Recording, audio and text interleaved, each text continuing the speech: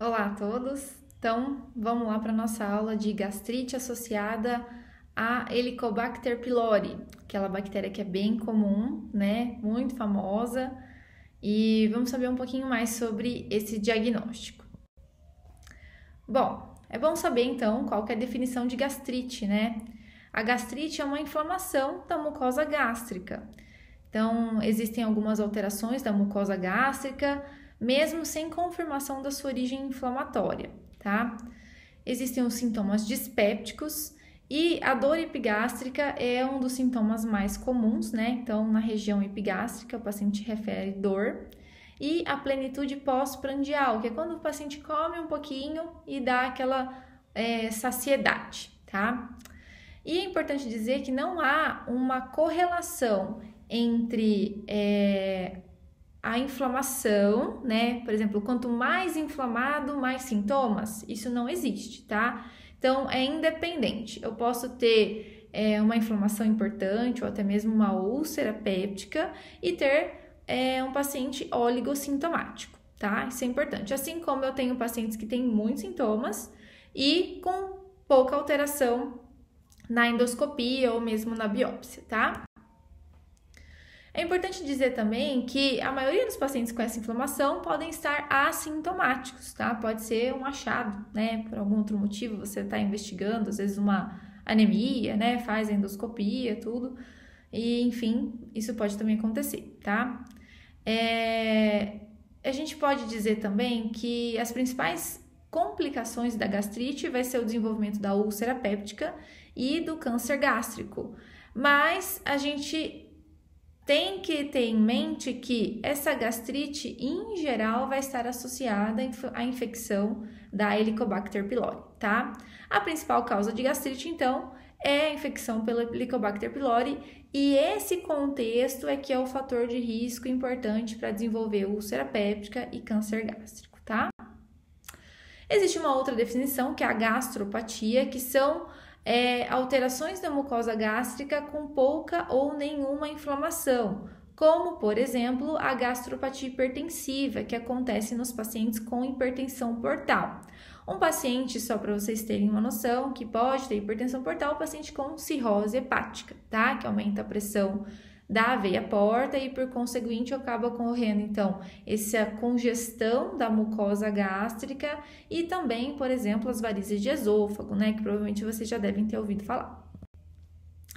Outra condição seria a gastrite atrófica autoimune. Eu trouxe aqui a título de curiosidade, né? Não é o foco da nossa aula, que ela é caracterizada, então, pela destruição autoimune dessas glândulas corporais e fúngicas do estômago. Então, menos de 5% das gastrites pode estar associada a isso, tá? E a gente vê também a diminuição das pregas gástricas, o adelgaçamento da mucosa, do corpo e do fundo na endoscopia, são alguns achados sugestivos.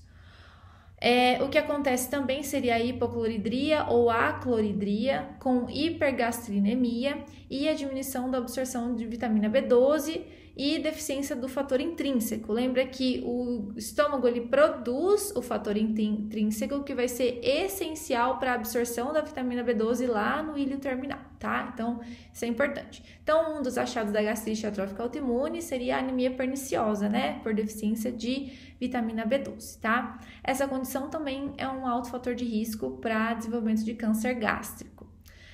A gente tem alguns autoanticorpos, que é anticélulas parietais e o antifator intrínseco, mas enfim, é importante que vocês saibam que existe essa condição autoimune e também pode estar associado com infecção da H. pylori, tá?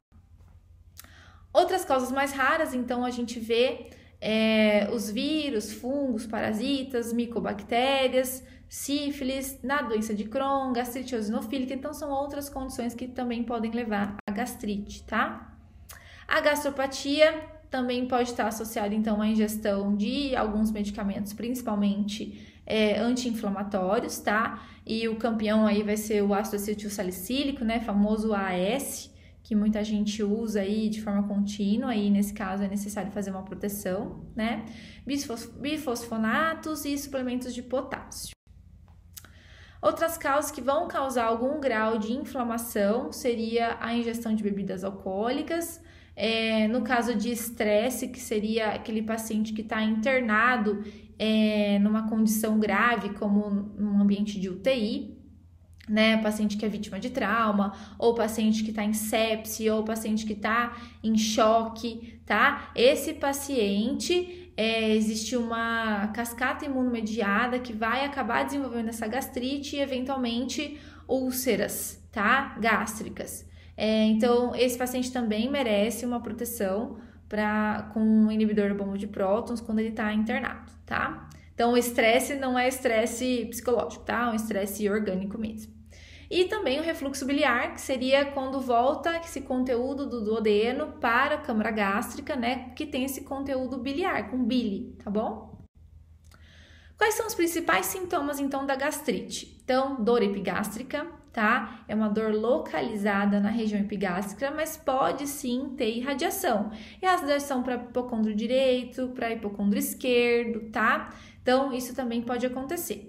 Essa dor, em geral, ela é tipo queimação, mas os pacientes também relatam dor tipo pontada, enfim, vai ver o seu contexto que vai te indicar qual vai ser sua hipótese diagnóstica, se ela vai ser direcionada, então, para essa hipótese de gastrite e as doenças dispépticas, tá? Essa dor, em geral, ela é contínua, mas também pode ser intermitente, e isso aqui é importante, tá? Ela pode ou não estar associada às refeições. Por exemplo, o paciente, ele come e melhora a dor, ou ele fica em jejum aliás, ele come e piora a dor, ou ele fica em jejum e piora a dor. São alguns parâmetros que a gente pode ter na investigação desse quadro, tá? Alguns alimentos específicos podem também piorar os sintomas. Então, alimentos que sejam muito ácidos, né? Principalmente, por exemplo, limão, vinagre, ou então muito gordurosos, né? Chocolate, frituras, podem estar associados com a piora dos sintomas, tá? Mas cabe dizer aqui que não são a causa da doença, ok?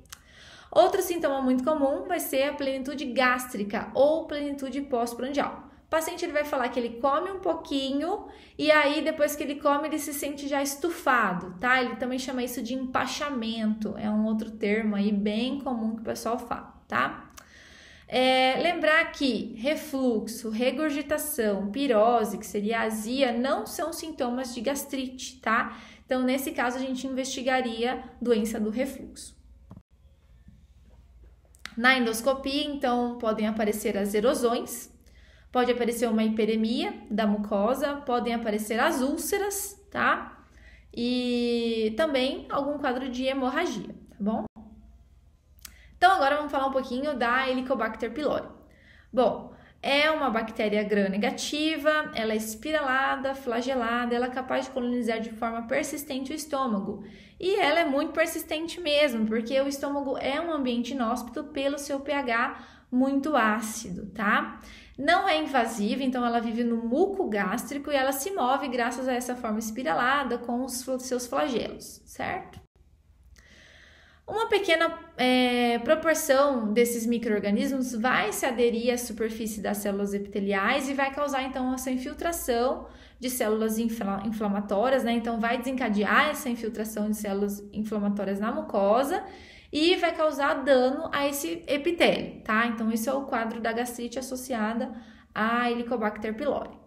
E essas alterações, a gente sabe que elas são um fator de risco altíssimo para o desenvolvimento de úlcera péptica, da gastrite atrófica, de metaplasia intestinal, e também desenvolvimento de carcinoma gástrico, né, o câncer gástrico, e do linfoma Malte, tá? Todos esses são o risco que a gente tem quando o paciente está infectado, então, pela H. pylori. O papel da infecção, então, dessa bactéria, né, na etiopatogenia da dispepsia funcional, a gente ainda não tem muita relação estabelecida, tá? Mas a gente sabe que o paciente que tem dispepsia funcional, ou seja, ele tem dor epigástrica, ele tem plenitude pós-prandial, ele tem sintomas típicos de gastrite, porém, a apresentação endoscópica, ele não tem sinais de inflamação, então a gente mesmo na biópsia não tem sinais de inflamação, mas pode ter a presença da H. pylori. Esses pacientes podem sim ser tratados com o tratamento de erradicação da bactéria, né? Mas a gente sabe que seria um quadro de que o paciente ele tem sintomas dispépticos, mas ele não tem inflamação. E quando ele tem a presença da H. pylori, mesmo sem inflamação, a gente vai tratar e existe aí alguma correlação, mas a gente não sabe ainda qual que é, tá? A transmissão da Helicobacter pylori, ela é predominantemente fecal-oral, entretanto a gente sabe que não necessariamente só alimentos contaminados vão ser o vetor, mas também a própria convivência no ambiente domiciliar, não então trocas aí de utensílios e tudo mais também é um fator de risco. Então a gente vê mais prevalência da Helicobacter no mesmo ambiente domiciliar do que a gente pesquisaria assim, se pesquisasse os familiares, né, a gente veria isso também presente além do paciente que está ali naquela casa, tá? Apesar disso, a gente não indica, tá? Não há indicação de pesquisa de H. pylori em familiares do seu paciente, certo? E o diagnóstico da infecção da H. pylori ele pode ser firmado por vários meios. A gente vai falar agora, então, como que a gente faz o diagnóstico da H. pylori. Então, eu tenho a suspeita. O paciente tem sintomas típicos, eu acho que eu tenho que pesquisar a H. pylori nesse paciente. Vamos ver, então, como que a gente vai fazer. Os primeiros que eu vou falar para vocês, então, são os testes endoscópicos, ou também que a gente chama de invasivos, tá? A gente tem, então, um teste rápido da urease, que quem já fez endoscopia deve ter visto assim, depois, né? Que às vezes o médico endoscopista, ele anexa esse vidrinho aqui com o teste positivo, tá? Às vezes eles fazem isso. Então, no teste da urease, eles fazem uma biópsia, né, geralmente de antro e incisura, antro, corpo, incisura, e colocam aqui nesse vidrinho, tá, com essa solução aqui de ureia que vai ser convertida em amônia, tá, na presença da H. pylori. Então, o vidrinho ele vai mudar de cor. Esse exemplo aqui, por exemplo, o vidrinho ficou rosa, mas tem algumas outras coisas, fica azul, fica outras cores, tá bom? É um teste endoscópico, então, como eu falei, e ele é invasivo. Tem altíssima sensibilidade e especificidade, é muito bom para diagnóstico, tá? Mas ele não é bom para controle de tratamento, tá? Guardem essa informação. Outra coisa, então outro exame que vai ser endoscópico e invasivo. Então, lá na endoscopia, o médico ele pode então fazer uma biópsia.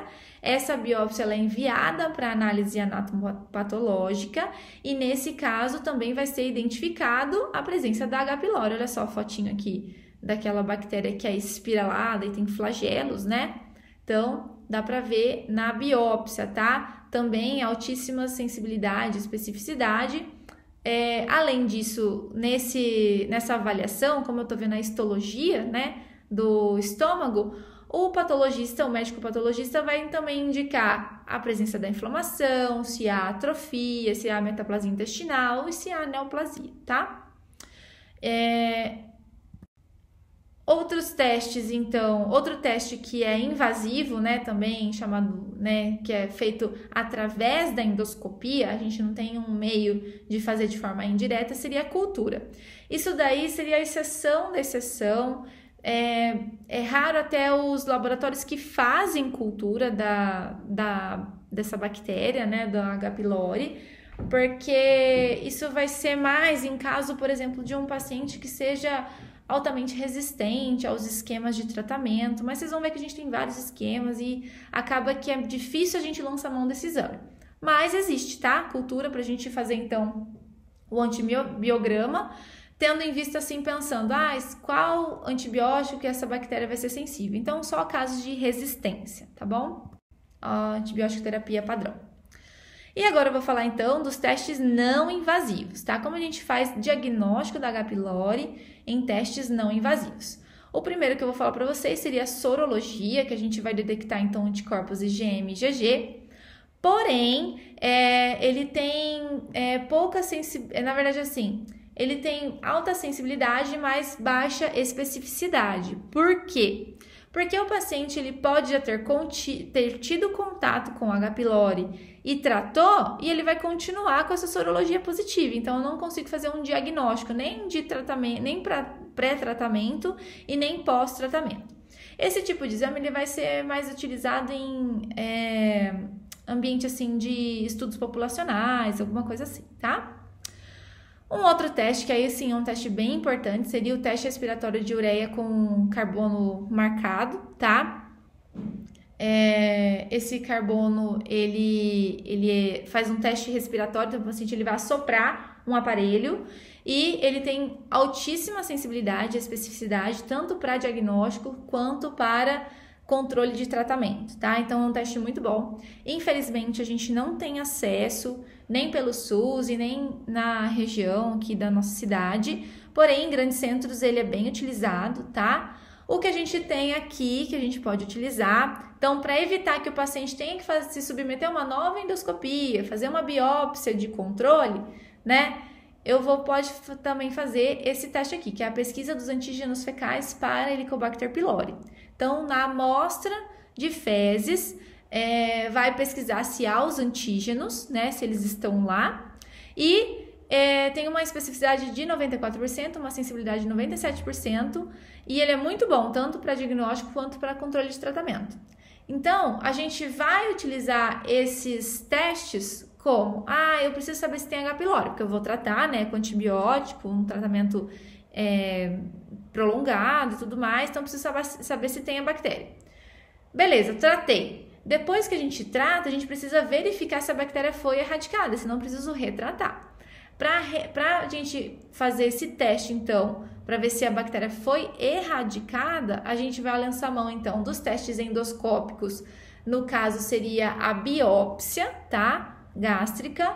O teste da urease não serve para confirmação de tratamento, tá? A gente usa só a biópsia gástrica e o teste respiratório e também a pesquisa de antígenos fecais, tá bom?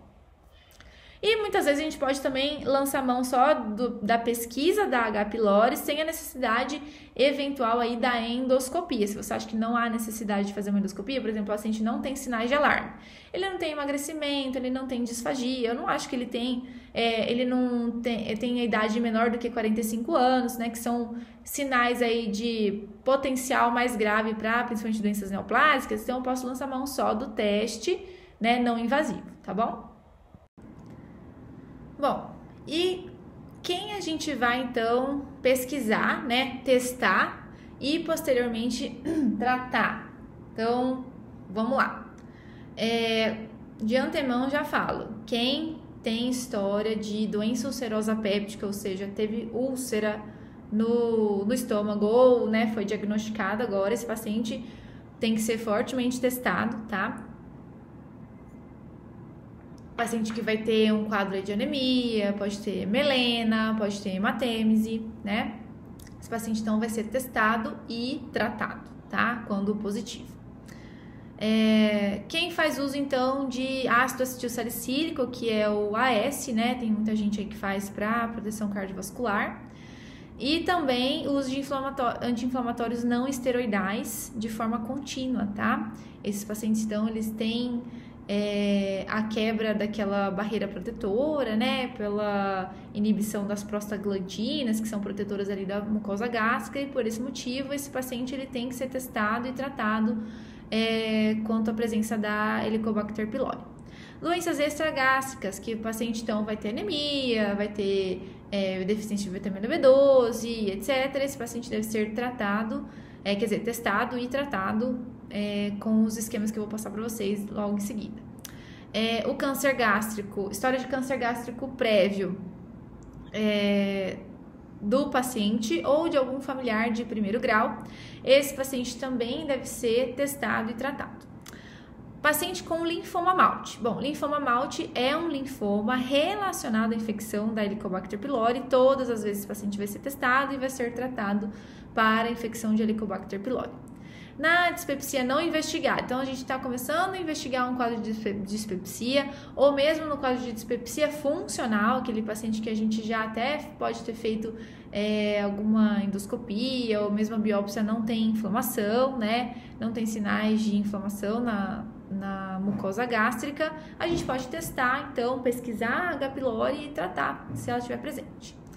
Paciente que faz uso prolongado de inibidor da bomba de prótons, então esse paciente, será que ele está, né, o paciente que usa o inibidor da bomba de prótons, ele tem que ser tratado da gastrite, né, tratamento de gastrite tem começo, meio e fim, não dá para usar uso contínuo sem ter outras indicações de uso contínuo de IBP, como no caso de uso prolongado de AS, né, etc.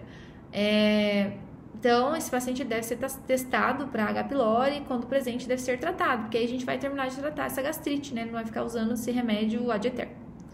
Paciente, então, também com presença de pangastrite grave, gastrite atrófica e metaplasia intestinal na mucosa gástrica, esse paciente também vai ser testado e, quando positivo, vai ser tratado, tá? Outra coisa, então, também vai ser, agora a parte do tratamento, né? Que a gente vai começar a falar. O tratamento, então, ele consiste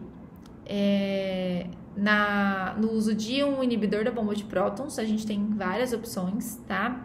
E a gastrite em si demora 4 semanas para tratar, mas focando no tratamento da H. pylori são 14 dias, tá?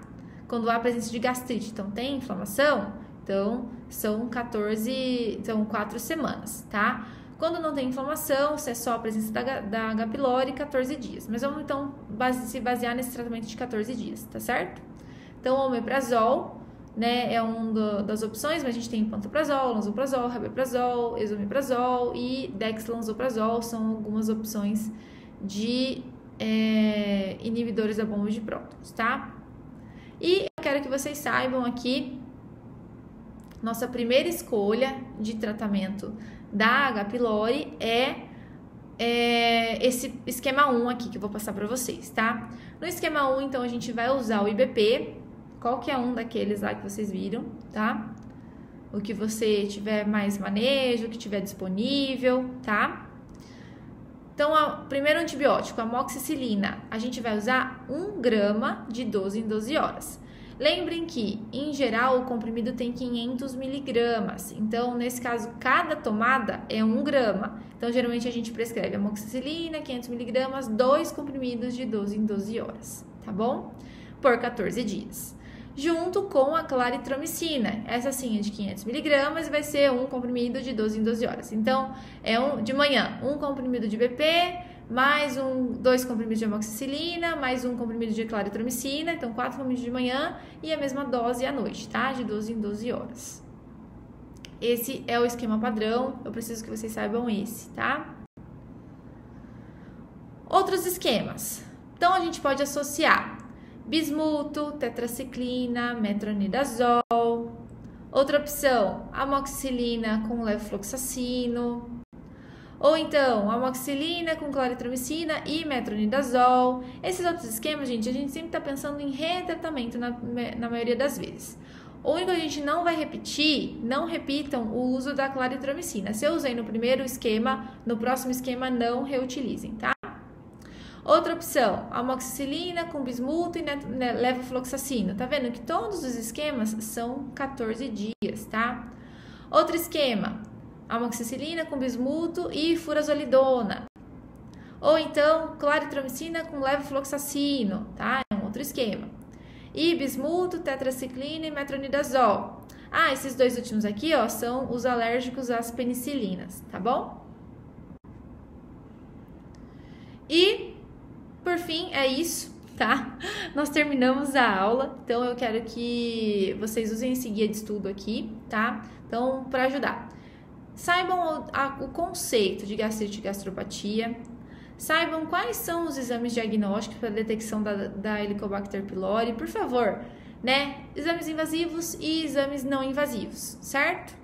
Quais são as indicações, né? Defina lá aquelas indicações para testar e tratar. Só a gente saber quais são aquelas indicações e explicar qual o esquema padrão de tratamento, aquele que é a amoxicilina, a claritromicina e o IBP, tá? Por 14 dias.